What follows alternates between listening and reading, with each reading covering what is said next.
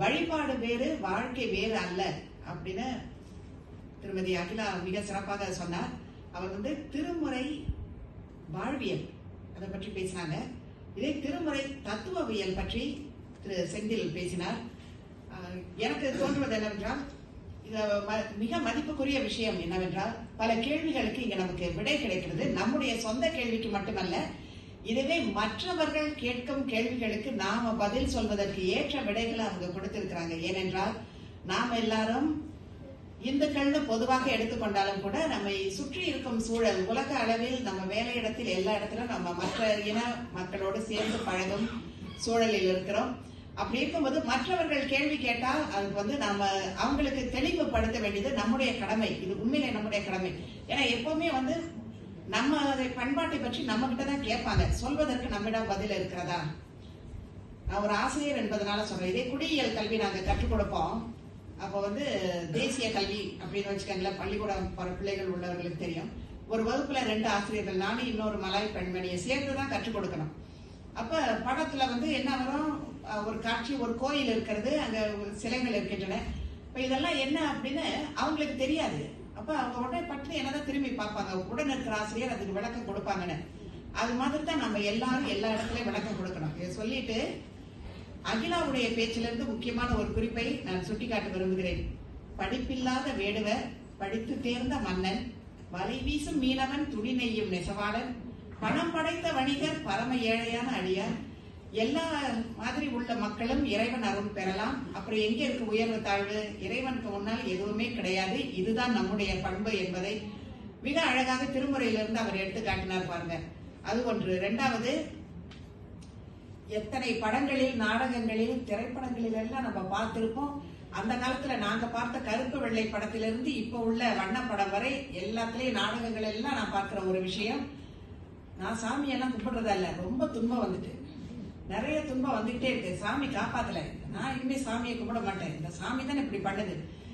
வேணும்னே போடுறாங்களா இல்ல தற்செயலாக அந்த வசனம் வருதான்னு எனக்கு தெரியல. தெரிஞ்சா தெரியாமலையான அது மிகப்பெரிய பிழை என்பதை ரொம்ப அழகாக அவங்க எடுத்து காட்டினாங்க. அத்தனைக்கு காரணம் நம்முடைய வினை தானே. அடுத்தவங்களை என்னத்துக்கு குறை சொல்றது? சரி, வினை தத்துவம்னா என்னன்னு நமக்கு தெரியுமா? அதை தெளிவாக தெரிந்து கொள்ளத்தான் திரு செந்தில் அவர்களின் உரை அமைந்தது. ரொம்ப விரிவாக சைவ சித்தாந்தத்தின் ஆக முக்கியமான சொற்கள் எல்லாம் சொன்னாங்க. கற்றவர்களுக்கு அது தெரியும். சித்தாந்தம் கற்ற அத்தனை பேருக்கும் இந்த சொற்கள் தெரியும். இன்னும் கற்கவில்லை என்றால் சில சொற்கள் குழப்பத்தை கொடுக்கும். எடுத்துக்காட்டுக்கு ஆற்றல், திருவருள், சக்தி, இந்த களிம்பு, விளிம்பு, விஞ்ஞான கலர், பிரளயாகல, சகல, அப்புறம் சொரூப நிலை, தடத்த நிலை, இதெல்லாம் உங்களுக்கு எல்லாம் புரிந்திருக்கும். முக்காவாசி பேருக்கு புரிந்திருக்கும். ஏனென்றால் நீங்கள் எல்லாம் வகுப்புக்கு வந்தவர்கள். வராதவர்கள் இருந்தார்கள் என்றால் அவர்களிடம் சொல்லி வர சொல்லுங்கள். ஏன்னா இதெல்லாம் தெரிந்து கொள்ளாம சும்மா போய் சாமியை கும்பிட்டா, அப்போ ஒரு கட்டத்துல நான் அந்த சாதாரண பக்தர்களுக்கு மனசுக்குள்ள ஒரு சந்தேகம் வரும். ஆமா, கடவுள் எப்படி நமக்கு அருள் புரிகிறார்? அப்ப ஏன் எனக்கு மட்டும் இவ்வளவு துன்பம் வருது, மற்றவங்களுக்கு எல்லாம் அவ்வளவு வரலையே அப்படின்னு அதை ஒப்பீடு ஒண்ணு வரும். அப்படியே பார்த்தாலும் அப்ப அடியார்களுக்கு கூட வினை இருக்குதா? அப்ப நம்ம இப்ப இறந்த பிறகு எங்க போறோம்? எந்த நிலையில போய் இருப்போம்? அப்ப வேற உலகங்கள் இருக்கிறதா? முக்தி நிலைன்னா என்ன? இதெல்லாம் எல்லாருக்கும் இருக்கக்கூடிய கேள்விகள். பதில் தெரிந்தால் ஒழிய நிம்மதி இருக்காது. அப்புறம் அகிலா அவர்கள் சுட்டி காட்டியது போல மனம் ஒரு நிலையில் இல்லாம அப்புறம் குரங்கு மாதிரி தாவ ஆரம்பித்து விடும். அப்படி தாவ விடாமல் என்ன பிரச்சனை வந்தாலும் ஒரே இடத்தில் நிலைக்க வேண்டும் என்றால் அதற்கு திரு செந்தில் அவர்கள் சொன்ன அந்த அறிவு, இறை தத்துவம் குறித்த அறிவு நமக்கு கட்டாயம் தேவை.